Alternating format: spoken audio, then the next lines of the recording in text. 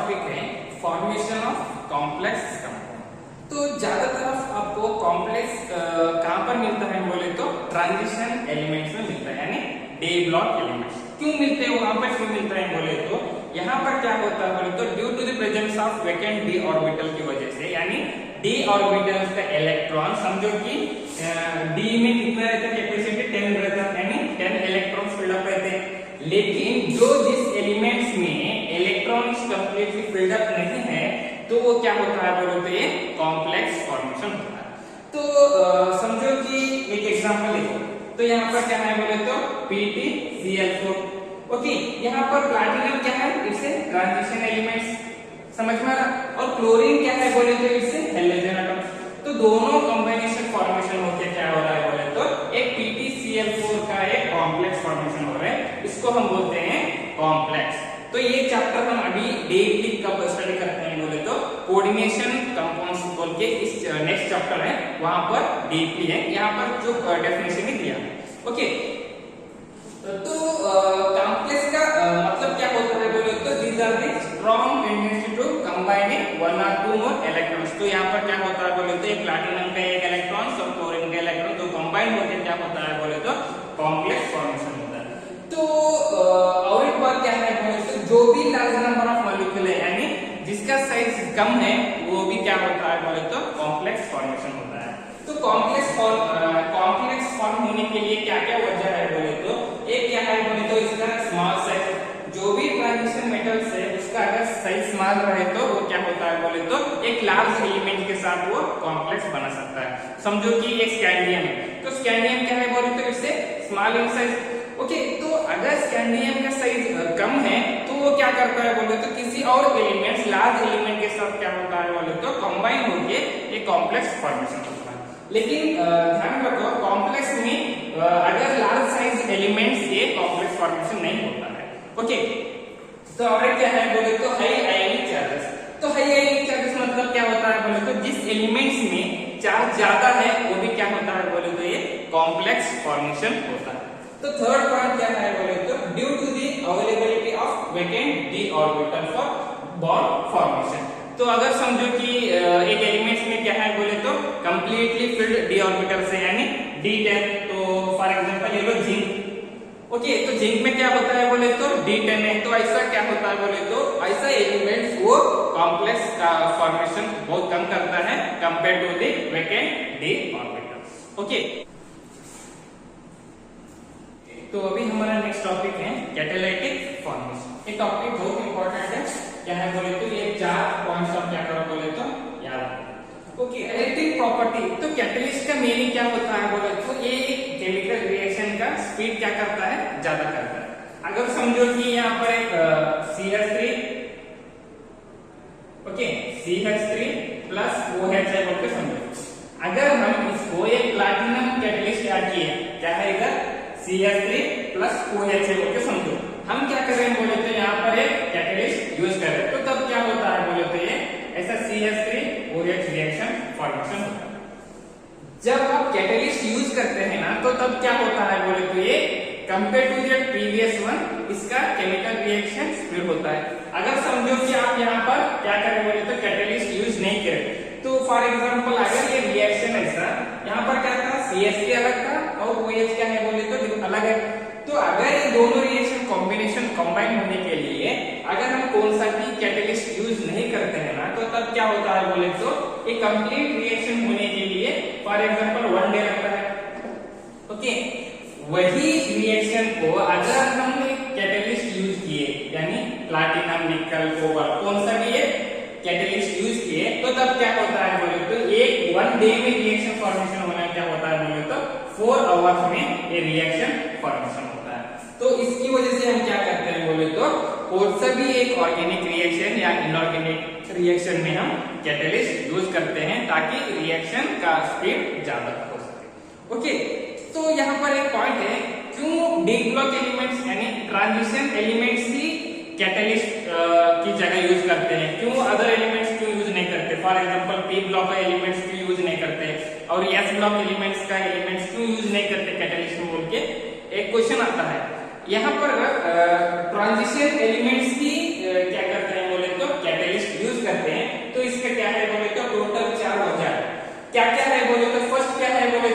Variable oxidation state. Okay, तो अगर आप डी ब्लॉक एलिमेंट्स की बात करें तो यानी scandium, titanium, vanadium, chromium, manganese, iron, cobalt, निकल, कॉपर, जिंक, तो यहाँ पर इस सभी का एलिमेंट्स का ऑक्सीडेशन स्टेट सेम रहता है क्या? नहीं रहता। अगर समझो कि स्कैंडियम में क्या रहता है +2 +3 रहता है, ओके, और टाइटेनियम में क्या रहता है +2 +3 +4 रहता है, ओके, वेनेडियम का +2 +3 +4 +5 रहता है, क्रोमियम का +1 +2 +3 +4 +5 +6 रहता है। तो अगर इस एलिमेंट्स को कंपेयर करें तो इसका ऑक्सीडेशन स्टेट क्या होता है बोले तो डिफरेंट डिफरेंट है। क्या स्कैंडियम का सेम है? स्कैंडियम का क्या है +2 है +3 ही है, और टाइटेनियम का क्या है +2 +3 +4 है। तो फर्स्ट पॉइंट क्या है बोले तो जो ट्रांजिशन एलिमेंट्स का क्या होता है बोले तो वेरिएबल ऑक्सीडेशन स्टेट की होने की वजह से ये क्या करता है बोले तो हम कैटलिस्ट में कैटलिस्ट बोल के यूज करते हैं। ओके, तो नेक्स्ट क्या है बोले तो presence of unpaired electrons in their d orbital. तो अगर हम स्कैंडियम का बात करें तो ओके, तो क्या रहता है बोले तो इसका क्या एटॉमिक नंबर 21 है। तो कैसे लिखते हैं बोले तो इसको R1 3d1 4s2। अगर इसका अनपेयर्ड इलेक्ट्रॉन की बात करें तो कितना है इसमें अनपेयर्ड इलेक्ट्रॉन्स 1 है। तो ट्रांजिशन एलिमेंट्स में क्या होता है बोले तो ज्यादातर यानी जिंक, कैडमियम, मर्क्यूरी, ये तीन एलिमेंट्स को छोड़ के क्या होता है बोले तो सारे के सारे एलिमेंट्स क्या होता है बोले तो इसमें अनपेयर्ड इलेक्ट्रॉन्स रहता है। तो इसकी वजह से ट्रांजिशन एलिमेंट्स को हम क्या करते हैं बोले तो कैटलिस्ट में कैटलिस्ट बोल के हम यूज करते हैं। क्या वजह है बोले तो due to the presence of unpaired electrons transition elements are used as a catalyst. ये सेकंड पॉइंट हो गया। तो थर्ड पॉइंट क्या है बोले तो large surface area for absorption of reactant molecule. तो अगर आप आयरन का देखो तो आयरन क्या होता है बोले तो इसका कलर क्या है रेड कलर फॉर्मेशन होता है, ओके। उसके बाद KMnO4, तो KMnO4 भी क्या होता है बोले तो अगर हम पानी में डूबने के बाद क्या होता है इसका कलर चेंज होता है। तो अगर ट्रांजिशन एलिमेंट्स की बात करें तो इसका क्या रहता है बोले तो large surface area of absorption of the reactant of the molecule. तो इसका क्या रहता है बोले तो इसका लार्ज सरफेस एरिया होने की वजह से क्या होता है बोले तो जो भी ट्रांजिशन एलिमेंट्स है ये अब्जॉर्प्शन ऑफ मॉलिक्यूल का रिएक्टिविटी फॉर्मेशन होता है। तो फोर्थ क्या है बोले तो they will form intermediate compound. तो इंटरमीडिएट का मतलब क्या होता है बोले तो इन बिटवीन द कंपाउंड्स। तो अगर आप कोऑर्डिनेशन केमिस्ट्री नेक्स्ट चैप्टर में आता है ना तो वहां पर क्या होता है बोले तो अगर एक एलिमेंट्स और एक एलिमेंट्स, तो अगर इस दोनों एलिमेंट्स को एक कॉम्प्लेक्स यानी एक रिएक्शन बनने के लिए क्या करता है बोले तो एक पूरा ब्रिज की तरह काम करता है। जैसे आप यहाँ से उस तरफ जाने के लिए ब्रिज की सहायता से हेल्प से कर सकते हैं ना, तो कैटलिस्ट भी क्या करता है बोले तो ये क्या करता है बोले तो इंटरमीडिएट कंपाउंड की तरह काम करता है, यानी दोनों एलिमेंट्स को ये कनेक्ट करने के लिए होता है। ओके, अगर हम एग्जांपल की बात करें तो अभी मैंने पी ब्लॉक एलिमेंट में सल्फ्यूरिक एसिड कैसे मैन्युफैक्चर ऑफ सल्फ्यूरिक एसिड में देखे थे, तो वहां पर कौन सा कैटलिस्ट यूज किया है बोले तो वेनेडियम पेंटॉक्साइड। तो वेनेडियम पेंटॉक्साइड हमने क्या किया है बोले तो ये एक कांटेक्ट प्रोसेस यानी manufacture of sulphuric acid by contact process में वेनेडियम पेंटॉक्साइड हमने क्या किया है बोले तो कैटलिस्ट बोल के यूज किया है। तो उसके बाद क्या है बोले तो आयरन ऑक्साइड। तो आयरन ऑक्साइड क्या है बोले तो जो manufacture of ammonia by Haber process, ये भी हमने क्या किया है बोले तो पी ब्लॉक एलिमेंट्स की पढ़ाई की है ना, तो वहां पर भी क्या होता है बोले तो हेबर प्रोसेस में आयरन ऑक्साइड भी क्या होता है बोले तो कैटलिस्ट की तरह काम करता है। तो उसके बाद क्या है बोले तो निकल। तो निकल क्या करता है बोले तो ये हाइड्रोजनेशन ऑफ ऑयल, मतलब जो भी ऑयल मैन्युफैक्चर करने के लिए ये निकल क्या करता है बोले तो कैटलिस्ट बोल के यूज कर सकते हैं। तो उसके छोड़ के और भी एक कैटलिस्ट का काम क्या है बोले तो अगर ये एक समझो कि एक आयरन है, तो यहाँ पर क्या है बोले तो आयरन है यानी यहाँ पर 3+ है। तो अगर हम आयरन को यानी ऑक्सीडेशन स्टेट चेंज करने के लिए भी हम क्या करते हैं बोले तो कैटलिस्ट यूज करते हैं। कैसे बोले तो यहाँ पर क्या है बोले तो अगर यहाँ पर क्या है बोले तो आयरन 3+ है, तो अगर आप आयरन 3+ को आयरन +2 करने के रहे तो कैसे करते हैं बोले तो आप कैटलिस्ट के थ्रू से भी कर सकते हैं। यहाँ पर क्या हो रहा है बोले तो आयोडीन के साथ रिएक्शन होने के बाद +2 फॉर्मेशन होता है। और यहाँ पर क्या है बोले तो अगर +2 से +3 फॉर्मेशन करने का रहे तो with the help of sulphur oxide क्या पर क्या हो रहा है बोले तो +2 से +3 ऑक्सीडेशन स्टेट फॉर्मेशन हो रहा है। यहाँ पर क्या कर बोले तो ये 4 पॉइंट्स बहुत इंपॉर्टेंट है, याद रखो कैटालिटिक प्रॉपर्टी का 4 प्रॉपर्टी बताऊंगा। ओके, तो अभी हमारा नेक्स्ट टॉपिक है फॉर्मेशन ऑफ इंटरस्टेशियल कंपाउंड। तो इंटरस्टेशियल कंपाउंड का मीनिंग क्या है बोले तो इन बिटवीन द कंपाउंड्स, अगर एक कौन सा तो एक एलिमेंट यानी एक कंपाउंड फॉर्मेशन होता है ना, उसकी बीच में आके क्या होता है बोले तो एलिमेंट्स घुस जाते हैं ना, उसको हम बोलते हैं इंटरस्टेशियल कंपाउंड। तो अपने सॉलिड स्टेट में पढ़ाई करे होंगे कि समझो कि यहाँ पर एक NaCl बोल के समझो NaCl, अब कौन से भी एलिमेंट्स अगर यहाँ पर एक Na और यहाँ Cl रहता और यहाँ Na और यहाँ Cl रहता, ओके, तो इन बिटवीन यहाँ पर Na और यहाँ पर Cl, यहाँ पर Na और यहाँ पर Cl रहता है ना, अगर एक मेटल्स के बीच में एक एलिमेंट घुस जाते हैं ना, उसको हम बोलते हैं इंटरस्टेशियल कंपाउंड। तो कैसे फॉर्मेशन होता है बोले तो the compounds in which small atoms, यहाँ पर कौन से एलिमेंट घुस जाते हैं बोले तो जो भी स्मॉल एलिमेंट्स है like hydrogen, carbon and nitrogen. तो इस तरह के एलिमेंट्स क्या होता है बोले तो जहां पर एम्प्टी स्पेस है, अगर इसको कहां पर भी थोड़ा भी जगह मिल गया तो क्या करते हैं बोले तो ये घुस जाते हैं, तो उसको हम बोलते हैं इंटरस्टेशियल कंपाउंड। अगर कौन सा भी एक एलिमेंट्स रिएक्शन फॉर्मेशन होने के वक्त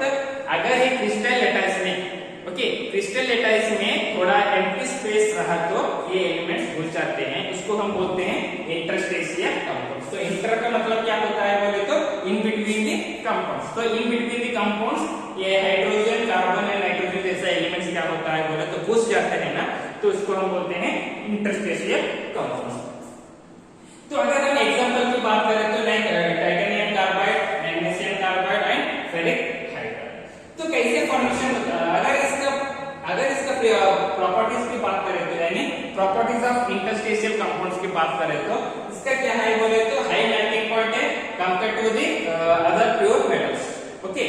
तो उसके बाद क्या है बोले तो ये बहुत हार्ड एंड रिजिड रहता है। हार्ड का मतलब क्या होता है? हार्ड एंड रिजिड का मतलब अगर ऐसा इसको ऐसा एक करते टूट सकते हैं ना, इसका वो हम टूट नहीं सकते। रिजिड मतलब बहुत हार्ड रहता है, ओके।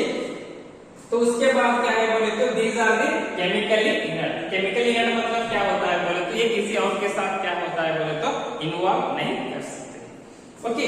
सो दे शो कंडक्टिविटी लाइक मेटल्स। तो ये भी क्या है बोले तो लाइक अदर एलिमेंट्स कैसे इलेक्ट्रिसिटी यानी कंडक्ट फॉर्मेशन होता है ना, इसमें ये भी क्या होता है बोले तो फॉर्मेशन होता है। लेकिन metals and interstitial compounds, metal का बीच में क्या है बोले तो सेम है, लेकिन मेटल्स का क्या है बोले तो ज्यादा स्टेबिलिटी ज्यादा रहता है, लेकिन ये इंटरस्टेशियल क्या है बोले तो अगर किसी एक क्रिस्टल लेटाइस में एम्प्टी स्पेस रहा तो ही ये क्या कर सकते हैं बोले तो फॉर्मेशन कर सकते हैं, ओके। नेक्स्ट टॉपिक है अलॉय फॉर्मेशन। तो अलॉय का मीनिंग क्या होता है बोले तो it is a mixture of 2 or more metals। Shortcut में बोल सकते हैं बोले तो alloy is a mixture of 2 or more metals, okay. तो यहाँ पर क्या हो रहा है बोले तो अगर अलॉय की बात करें तो इसका क्या है बोले तो strong tendency to forming alloy. कैसे मतलब अगर समझो कि एक एलिमेंट है यानी ब्रास है, तो ब्रास में क्या है बोले तो it is a mixture of copper and zinc. अगर आप ब्रास प्रेफर कर सकते हैं ना, तो तब क्या होता है बोले तो कॉपर और जिंक का आयंस को हम मिक्सर करने के बाद तब क्या होता है बोले तो ब्रास एक मिलता है, ओके। इसके बाद अगर आपको ब्राउन चाहिए मतलब क्या करते हैं बोले तो कॉपर एंड टिन। तो कॉपर एंड टिन दोनों मेटल आयंस को मिक्स करने के बाद क्या होता है बोले तो ब्राउन मिलता है। तो उसके बाद क्या है बोले तो stainless steel of alloy like iron, chromium, copper, carbon and निकल। तो हम क्या कर सकते हैं, जो भी स्टेनलेस ऐसे मेटल्स है वो हम क्या कर सकते हैं बोले तो आयरन का भी बना सकते हैं, कार्बन का बना सकते हैं, निकल का बना सकते हैं और क्रोमियम का भी हम क्या कर रहे हैं बोले तो ऐसा बना। तो अलॉय का मतलब क्या होता है बोले तो it is a mixture of 2 or more metals, okay. यहाँ पर क्या होता है बोले तो अगर समझो जो कि एक अल्निको बोलते हैं, अल्निको। तो अल्निको में क्या होता है बोले तो एल्यूमिनियम, निकल and cobalt. So alnico is the mixture of aluminium, निकल एंड कोबाल्ट। तो इसका मीनिंग क्या है बोले तो यहाँ पर टू और मोर एलिमेंट के साथ ये क्या होता है बोले तो मिक्सचर फॉर्मेशन होके एक नया कंपाउंड फॉर्मेशन यानी एक नया स्टील के रूप में मिलते हैं ना, उसको हम बोलते हैं अलॉय। तो अलॉय का क्या होता है बोले तो इसका मेल्टिंग पॉइंट की बात करें तो ये ज्यादा मेल्टिंग पॉइंट है और ये हार्ड भी रहता है, और इसका क्या है बोले तो जो टेंडेंसी भी क्या है बोले तो इसका ज्यादा है, यानी इलेक्ट्रॉन्स डोनेट करना, इलेक्ट्रॉन्स रिसीव करना भी इसका टेंडेंसी क्या है बोले तो ज्यादा। ओके।